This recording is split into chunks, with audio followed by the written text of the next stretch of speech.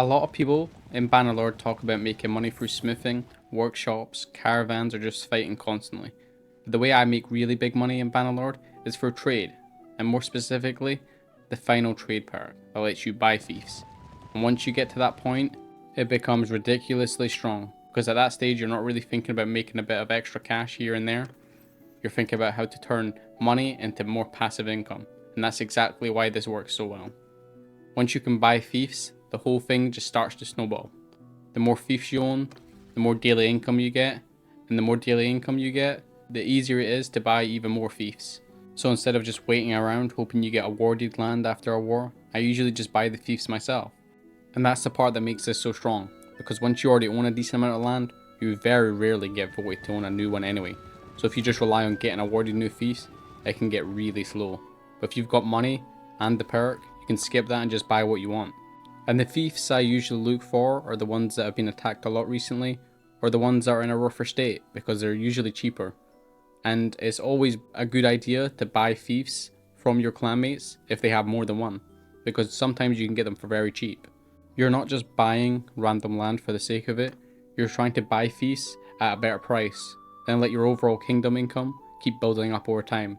And once that starts rolling, it gets kind of ridiculous, because now every extra fief is helping fund the next one, and that's how you start to reach massive daily income. So what we're going to do is create an army and call him to our army so that we can trade with him easier. We can just wait inside one of the castles or towns while he travels to us, and then we can trade with him. So we'll get back when he's arrived. Now that he's blessed us with his presence, we are going to trade with him and rob all his fiefs off him. Some of his fiefs will be more expensive than others, but I do have a lot of money because I'm in the late stage of the game and I make a lot of passive income. The first one was 2.7 million, but the second one was 150k, and all three is 6 million. So normally I would recommend always leaving your clanmates with one fief. It's a good idea.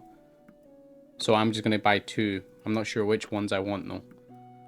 I'm checking if I might buy the two cheapest ones just to save more money. I think these two might be the way, but it's always worth checking which ones add how much value. As you can see, this one's only 155,000, which is very cheap for a castle. Like, that's nothing. All three is 6 million, but we don't want all three. We're just going to stick with the two. Yeah, that works. 2.8 million. One of them was 2.7. I wouldn't pay that if you are new to the game or you're just trying to build up your fiefs right away. I wouldn't be paying that much for them. Try and stick a little bit less than that. Anything over 1 million is a lot for a castle, but for a town that's very reasonable. Just remember, towns and castles will be cheaper if they've been attacked a lot recently, which is when you want to be buying them. Now I'm going to show you that you can also do it to weaken enemies, or just buy them because you want them.